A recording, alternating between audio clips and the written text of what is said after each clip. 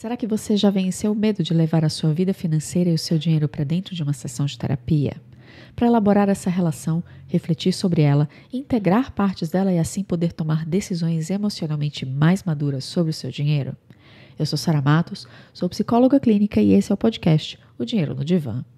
Aqui a gente conversa sobre dinheiro numa perspectiva para além da racional de planilhas, contas e investimentos.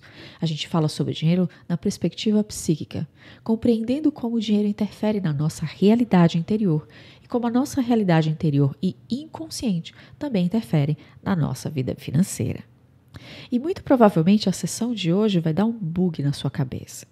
A gente vai falar sobre aspectos psicológicos de uma crença que nós carregamos há muito tempo.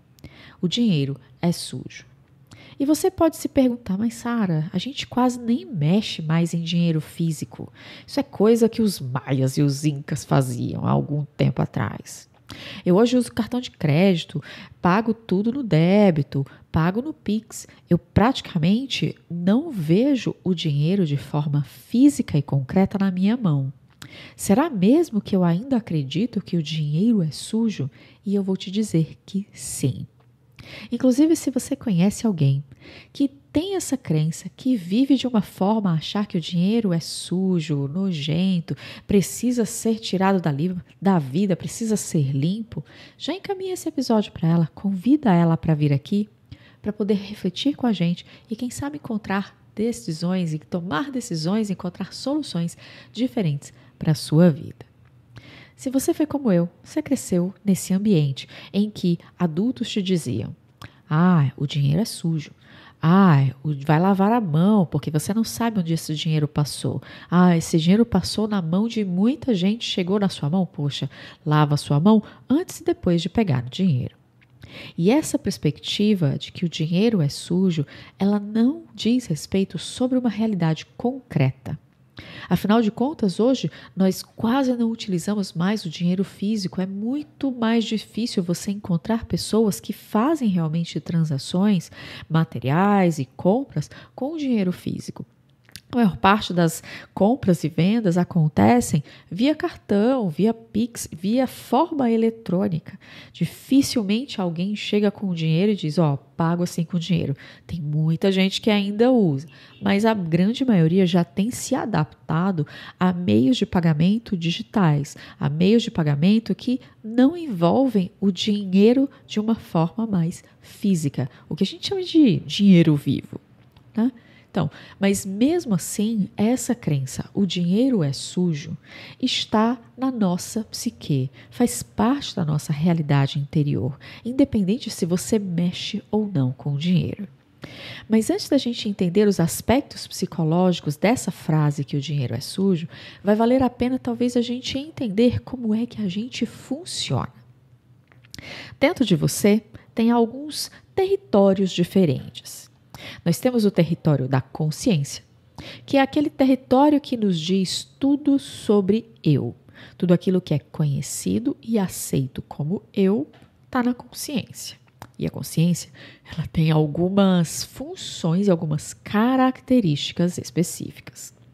Além da consciência, nós temos o território do inconsciente, que é muito mais amplo, muito mais vasto do que o que nós imaginamos. A gente talvez não conheça, não tenha como conhecer ainda todos os mecanismos que operam no inconsciente.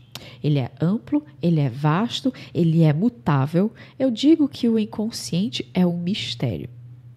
Mas quando a gente fala de consciência, existem, pelo menos para o Jung, que é dele, do olhar dele que eu estou trazendo, as reflexões que eu estou te colocando aqui hoje sobre o dinheiro é sujo, da cartografia da mente do Jung.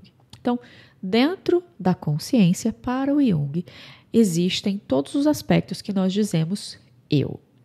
Eu sou a Sara, eu sou mulher, eu sou nordestina, eu sou casada, eu sou psicóloga, eu sou chata, eu sou legal, eu sou bonita, eu sou feia, eu sou alta, eu sou baixa. Tudo aquilo que eu considero como eu está na minha consciência.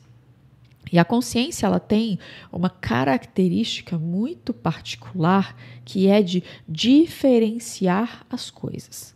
Para poder dizer que algo sou eu, que aquilo faz parte de mim e que é aceito dentro de mim, eu preciso compreender as partes que compõem aquilo para poder fazer escolhas. É quase como se fosse função do consciente separar, abre aspas, o joio do trigo. Então, ele está lá no meio de várias sementes, no montão de sementes, e tem semente de papoula, e tem semente de girassol, e tem trigo, e ele vai separar todas as sementes e depois ele diz, isso é trigo, isso é papoula, isso é girassol, isso aqui é abóbora. E essa é a função da consciência, discernir, separar e identificar. Ao longo da nossa vida, a consciência ela vai tendo um papel fundamental na nossa formação como pessoas.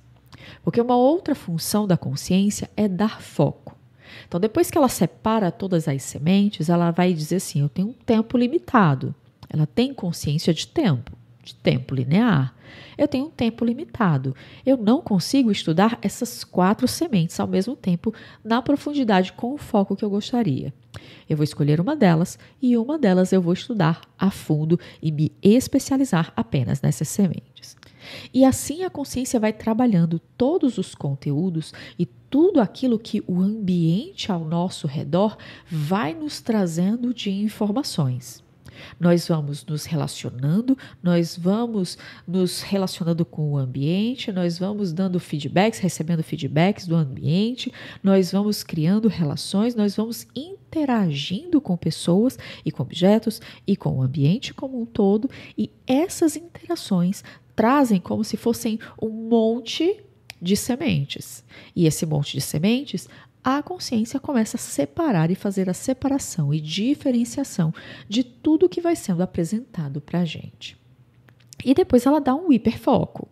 Faz parte da consciência dar um foco em uma das partes, na hora que ele começa a separar em uma das partes e ser super especialista. E dizer, eu sou a consciência especialista em trigo, eu sou a consciência especialista em papoula, eu sou a consciência especialista em semente de girassol. E assim a gente vai crescendo, a gente vai amadurecendo e vai aprofundando o nosso conhecimento do eu. Mas para esse processo acontecer, para esse processo realmente continuar acontecendo e haver cada vez mais essa hiper especialização da consciência, esse foco da consciência para entender quem sou eu, para me diferenciar versus todas as outras pessoas, para me separar e me destacar de qualquer manada, qualquer grupo, qualquer projeto social, qualquer grupo social que eu esteja participando e eu possa me entender como um indivíduo único, singular, dentro de um grupo. A consciência faz esse processo, só que ele também tem as suas características de ter um, abre aspas, lado negativo. Ou melhor dizendo, talvez uma consequência desse processo. E é aqui que a gente começa a entrar nos aspectos psicológicos da frase, o dinheiro é sujo. Um dos subprodutos da consciência nesse processo de diferenciação e hiperfoco que ela dá é a criação da sombra. Dentro de nós, a sombra é um território que fica no inconsciente, adjacente ali à consciência, perto dela, com acesso a ela por alguns lugares mais esquisitos, mais diferentes e desconhecidos muitas vezes da consciência. Ela acaba entrando e invadindo a consciência de vez em quando, mas a sombra fica no inconsciente, em tudo aquilo que é um mistério para nós, tudo aquilo que é desconhecido. A sombra é um desconhecido dentro de nós e é um subproduto desse processo da consciência. Quando a sua consciência vê lá aquele monte de sementes, e essas sementes podem ser características que você pode colocar. Você pode trocar trigo por uma pessoa calma, você pode trocar semente de papoula por alguém estressada, você pode trocar a semente de girassol por qualquer característica que você vá compreendendo que precisa realmente trazer para você, para a consciência, para dizer eu. Então, quando a consciência está fazendo esse processo de diferenciação, ela começa a separar essas sementes e ela começa a dizer papoula, girassol, abóbora, semente de abóbora e trigo. Eu sou trigo, tá? Se eu sou trigo, eu já sei que eu não sou abóbora, girassol e papoula. Se eu não sou nenhuma dessas coisas, e na verdade algumas delas estão aqui dentro de mim, eu jogo essa informação para a sombra. De uma forma prática, o que é que acontece dentro de você? Estou interagindo numa relação. Essa relação me molda de alguma forma. Nós somos moldados pelo ambiente o tempo todo, adaptáveis às situações, aos grupos, às pessoas, ao local onde nós estamos. Em determinado momento, é certo, por exemplo, em um grupo que você use batom vermelho. Então você vai usar batom vermelho. Mas se você muda de grupo e naquele outro grupo não pode batom vermelho, você vai tirar esse batom vermelho. E o seu desejo de usar batom vermelho vai ter que ir para algum lugar. E o lugar para onde ele vai se chama sombra. Na sombra estão todos os nossos conteúdos emocionais, de comportamento, relacionais e as informações sobre nós que nós não conseguimos aceitar como sendo nossas. Eu cresci, eu era criança e tinham várias fotos minhas de batom vermelho. Durante a adolescência, eu estive em um grupo religioso que não me permitia colocar batom vermelho. Então, eu reprimi, eu escondi esse desejo de usar um batom vermelho e ele foi para a sombra. Depois de um tempo, eu saí do grupo religioso e eu voltei a usar batom. Mas mesmo usando batom depois, eu ficava me perguntando, será que eu posso? Será que isso é legal? Será que isso sou eu? Será que isso? Será que aquilo? Eu comecei a me questionar quando eu comecei a trazer aquilo da sombra para a consciência. Muitas das vezes, o conteúdo que está na sombra, no inconsciente, são coisas sobre nós que nós temos vergonha ou qualquer dificuldade em lidar. Eu tenho dificuldade de lidar com o fato de que eu não sei tudo. Então eu vou jogar na sombra toda aquela sensação de vergonha de que eu não sei. Quando qualquer pessoa me perguntar qualquer coisa, eu finjo que eu sei, dou a primeira resposta que me vem à cabeça e eu não preciso passar por essa vergonha. Esse aspecto da minha psique, daquilo que habita dentro de mim, que me diz, eu não posso dizer que eu não sei, eu não posso dizer que isso eu não faço, alguma coisa nesse sentido. Eu não posso dizer para essa pessoa que eu sou arrogante, eu não posso cobrar a minha sessão assim tão alto, as pessoas vão achar que eu sou mercenária. Então, todas essas características que batem de frente com um senso de eu, com aquilo que eu acho que eu sou, ou que eu tenho vergonha de saber que eu sou, eu jogo lá nesse espaço da sombra. E é por causa dessa sombra que o dinheiro vem nessa perspectiva de dinheiro sujo. Aspectos da sombra não necessariamente são aspectos que são ruins. Eles podem, por exemplo, ser aspectos bons e benéficos, mas que nunca puderam ser incentivados por qualquer motivo. Por exemplo, digamos que você quer ser artista plástico, mas o seu bisavô era médico, o seu avô era médico, o seu pai era médico. Você quer ser artista plástica? Não vai poder. Não trabalhe nessa família, todas as pessoas são médicas. Por que você vai ser artista plástica? Você pega o seu desejo, a sua vontade, a sua característica de artista plástica, todo o seu talento e você joga para a sombra. E aí você vai lá, faz um vestibular de medicina, passa, fica 6 anos na faculdade, mais tantos anos de residência, começa a trabalhar com aquilo e aquela sombra do artista plástico começa a te comer aqui atrás da orelha e diz assim, então, dá aquele comichão ali, olha só que lindo aquele quadro, podia ser você. Aquela obra de arte podia ser você. Você podia estar fazendo curadoria de um museu como o MASP, mas não, você seguiu na medicina. Essa é uma característica de sombra. Existiu uma característica em você, você poderia realmente ter desenvolvido um talento, você pode ter nascido com um talento para uma profissão, mas não pôde exercer a profissão por pressão de um grupo que pediu para você, que disse, olha, se você não fizer isso, você não pertence. Fez você olhar para aquela profissão e dizer, eu não posso, eu vou envergonhar a minha família, eu vou envergonhar a escola, eu vou envergonhar a religião, enfim, eu vou passar por um processo de vergonha, portanto, tudo isso vai aqui para trás, fica na sombra e eu não preciso lidar com isso. A questão é que quando conteúdos da nossa vida, desejos que nós temos, vontades que nós temos, aspectos da nossa totalidade que precisam também fazer parte, emoções que eu não posso sentir, que são proibidas, como o medo, a raiva, a tristeza. Nossa, por que você está triste? Não, não pode. Eles vão para a sombra. E aspectos sombrios são aspectos que são considerados, abre aspas, sujos, comparados com aspectos da consciência que são considerados, abre aspas, limpos. Eles não são limpos porque necessariamente eles são limpos mesmo, no sentido de limpeza, de candura, mas no sentido de que eles são aceitos dentro das relações e dos ambientes em que eu interajo e faço parte.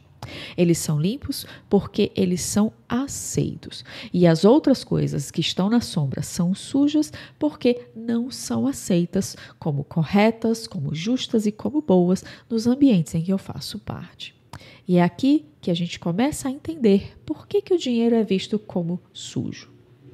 Quando nós estamos lidando com o dinheiro, ele toca em partes nossas que não necessariamente são aceitas nos ambientes que nós fazemos parte.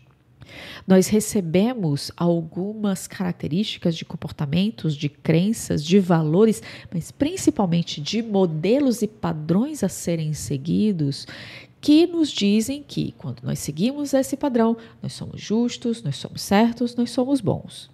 Quando a gente fala sobre dinheiro, existe um padrão e um modelo muito sutil e oculto e muito implícito. Ele não é o modelo falado verbalmente para as outras pessoas. Mas no momento em que você se comporta, abre aspas, fora do modelo, você é julgado, você é apontado o dedo, você é xingado, você é ameaçado de perder muitas vezes relações importantes dentro desse processo. Então, quando você toca o dinheiro, quando você lida com o dinheiro, dependendo de onde vem esse modelo, ele pode estar ativo dizendo para você como você deve se manter, como você deve se comportar, o que você deve fazer com esse dinheiro para ser considerado bom, belo, verdadeiro. E aqui você pode começar a perceber dos grupos, das instituições que você já faz parte ou fez parte, para compreender o que é esse grupo, essa instituição, essa profissão, esse coletivo diz para você de uma forma explícita, com regras muito claras ou implícitas naquelas linhas pequenininhas, sabe? Aquelas partes lá de baixo que ninguém lê, aquelas letras miudinhas. Então, quais são as regras implícitas que esse grupo tem sobre dinheiro?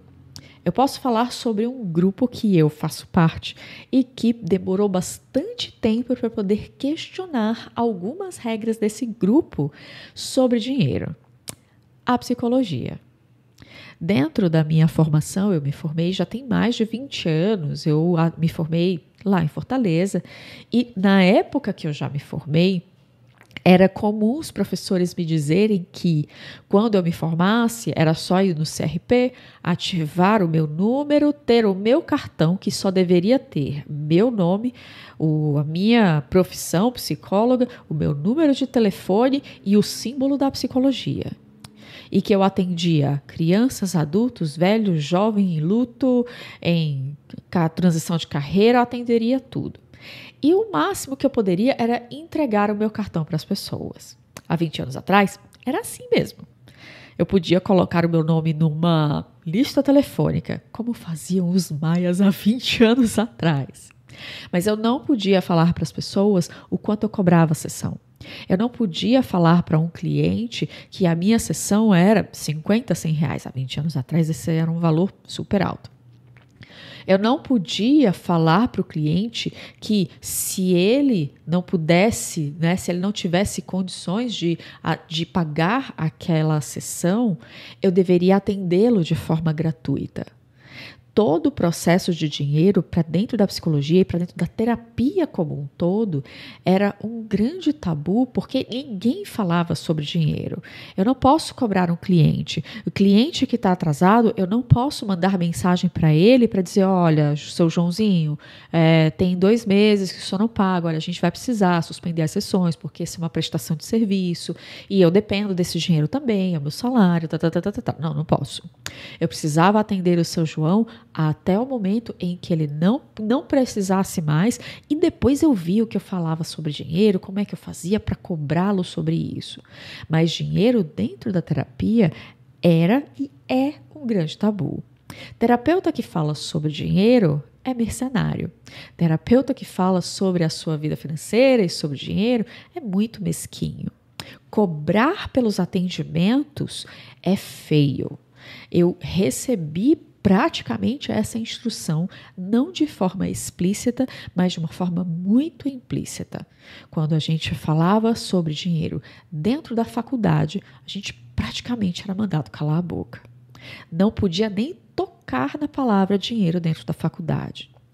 Isso significa que terapeuta que ganha dinheiro é sujo, porque o dinheiro... Eu estou fazendo isso por amor à profissão, porque eu estou numa profissão de cura da alma. É uma profissão de muita nobreza. Por que eu vou ficar me importando com mesquinharias como dinheiro? Se eu falo sobre dinheiro nas minhas sessões, eu sou mesquinha. O dinheiro é sujo nesse sentido. Existe uma imagem, o modelo de terapeuta que não pode falar sobre dinheiro. E o dinheiro é sujo porque, se eu falo sobre ele, a minha imagem é manchada. E essa frase, o dinheiro é sujo, fala sobre aspectos nossos ativados pelo dinheiro que saem da sombra e mancham a consciência. Nossa, eu achei que na minha profissão de terapeuta eu não deveria falar de dinheiro porque é uma profissão nobre, é uma profissão de ajuda. Eu preciso atender aos necessitados, eu preciso estar aqui disponível o tempo todo.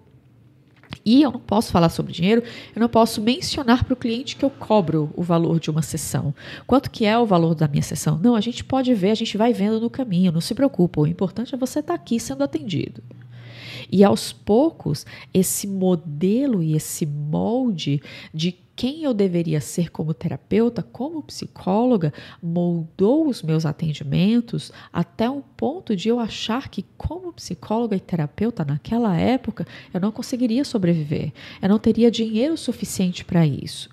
Porque o dinheiro era tão sujo, ou seja, ele abria portas da sombra, porque se eu cobrasse, se eu falasse sobre dinheiro, eu estaria sendo mesquinha, porque eu não estaria colocando o bem-estar do meu cliente na frente do dinheiro, né? O dinheiro não era nem importante, não estava nem na minha lista de tarefas. Não é tarefa do psicólogo, do terapeuta ganhar dinheiro. Não é.